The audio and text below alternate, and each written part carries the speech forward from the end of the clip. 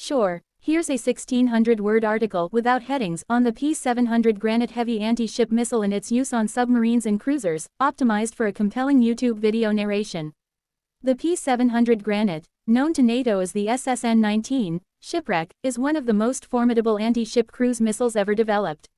It stands as a powerful symbol of the Cold War-era arms race and the Soviet Navy's unrelenting quest for dominance in the high seas.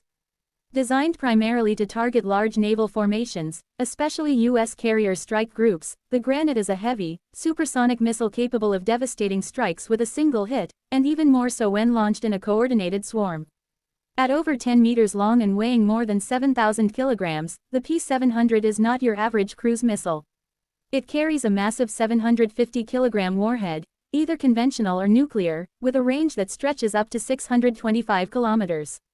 With a top speed of Mach 2.5 at high altitude and a sea-skimming terminal phase to evade radar, it was engineered to punch through even the most advanced naval defenses of its time. But perhaps the most fascinating feature of the P-700 is its onboard artificial intelligence system, which enables a group of missiles to coordinate attacks autonomously, selecting targets and adapting to changing battlefield conditions mid-flight. This level of autonomy in the 1980s was decades ahead of its time. The P-700 Granit was developed by the Chilomi Design Bureau and entered service in the early 1980s.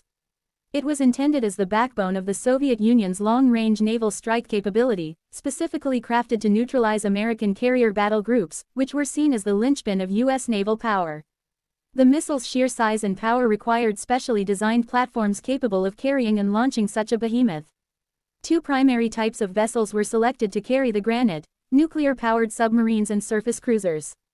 On the submarine front, the P-700 was exclusively deployed aboard the Oscar-class nuclear-powered cruise missile submarines, known in Russia as Project 949 Granit and its upgraded version, Project 949A Anti. These subs were built with one mission in mind: to seek out and destroy American aircraft carriers and their escorts. Each Oscar-class submarine was armed with 24 Granit missiles, housed in angled launch tubes placed between the inner and outer hulls of the submarine. These tubes could launch the missiles while submerged, giving the sub a lethal first strike capability against a fleet that may not even know it's being targeted. Oscar-class submarines are enormous, measuring over 150 meters in length and displacing nearly 24,000 tons when submerged. They are second only to the Typhoon-class ballistic missile subs in size. Their primary tactical doctrine involves operating in bastions near Soviet territory or slipping into the Atlantic and Pacific to position themselves for a sudden missile strike on U.S. carrier groups. The ability to unleash a swarm of 24 Granit missiles from underwater at once was meant to overwhelm even the most sophisticated American air defenses. What makes the Granit truly deadly in submarine use is not just the element of surprise or the missile's destructive power, but its built-in networking and semi-autonomous behavior. When launched in a group, the missiles can designate one of their number as the command missile. This missile flies at higher altitude and uses its radar to scan for targets, then communicates that data to the others flying low to avoid detection. If the command missile is destroyed, another missile automatically takes its place. The missiles prioritize targets, evade interception, and adapt their attack profiles in real time, an incredibly advanced capability for its time. In practical terms, this means that a single Oscar-class submarine can potentially obliterate a carrier strike group with one salvo. The second platform to carry the P-700 Granit was the Kirov-class battlecruiser, a class of nuclear-powered warships that were the largest surface combatants built since World War II. The Kirov-class cruisers were floating fortresses, bristling with weapons and advanced sensors, and served as the flagships of the Soviet, and later Russian, Northern and Pacific fleets. Each of these massive ships was armed with 20 P-700 Granit missiles housed in vertical launch tubes arranged along the deck in front of the superstructure. Kirov-class cruisers were intended to be the centerpiece of Soviet surface action groups, leading flotillas of destroyers, frigates, and submarines in blue water operations. The inclusion of the Granit missile gave them the punch to challenge Western fleets far from Soviet shores. With their onboard sensors, powerful radar systems, and command facilities, they could serve both as strategic deterrents and frontline strike assets. The integration of the P-700 into such a versatile and potent platform amplified its strategic utility. One of the most famous Kirov-class cruisers is the Pyotr Veliky, Peter the Great, currently in active service with the Russian Northern Fleet. It remains one of the few ships in the world that can project such significant offensive power with its original Granit missile system. The ship has served in multiple naval exercises and power projection missions, patrolling the Mediterranean, Atlantic, and Arctic Oceans. The synergy between submarines and cruisers in deploying the Granit was part of a broader Soviet strategy known as mass saturation attack.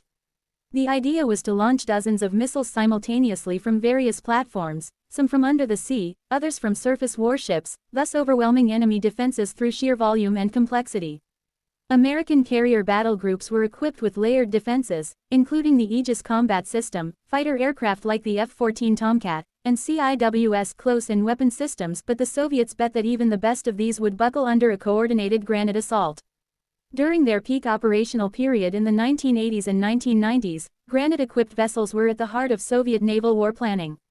In wartime simulations, Oscar-class submarines would work in coordination with satellite reconnaissance and long-range maritime patrol aircraft to locate and track U.S. fleets.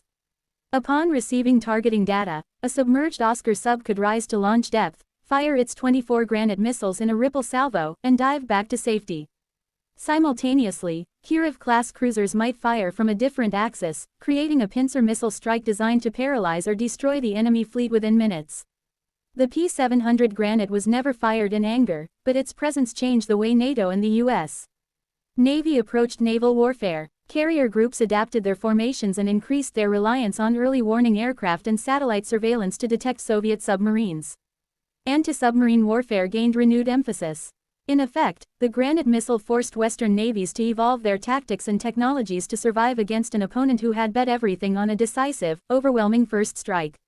Over time, the P-700 began to show its age. The missile's size and weight make it incompatible with most modern platforms. Its reliance on Cold War-era targeting systems, limited stealth characteristics, and high-altitude cruise phases became liabilities against increasingly advanced radar and missile defense technologies. In recent years, the Russian Navy has begun phasing out the Granit in favor of more modern missiles like the P-800 Onyx and the Caliber family, which offer greater flexibility, accuracy, and launch platform diversity. Even so, the legacy of the P-700 lives on. Its development pushed the boundaries of missile technology and introduced concepts like cooperative targeting and autonomous engagement algorithms that are now being seen in the latest Western and Eastern missile systems. The Granit proved that sheer destructive power, when combined with strategic foresight and advanced technology, could act as a powerful deterrent even without being used in battle. There are reports that some remaining Granit missiles have been repurposed or modernized, and their large payload capacity makes them suitable for roles such as anti-satellite weapons or long-range land attack missions. The Oscar-class submarines, some of which remain in service, are undergoing upgrades to accommodate new missile types. Yet the silhouette of the P-700, with its unmistakable air intake and massive body, continues to be a symbol of an era when military planners designed systems to achieve victory in minutes, not days. In the grand chessboard of naval warfare, the P-700 Granit was a knight capable of taking out the queen. Submarine and cruiser deployment of this missile wasn't just about having firepower, it was about controlling the tempo of battle, dictating engagement zones, and striking fear into even the most heavily defended adversary.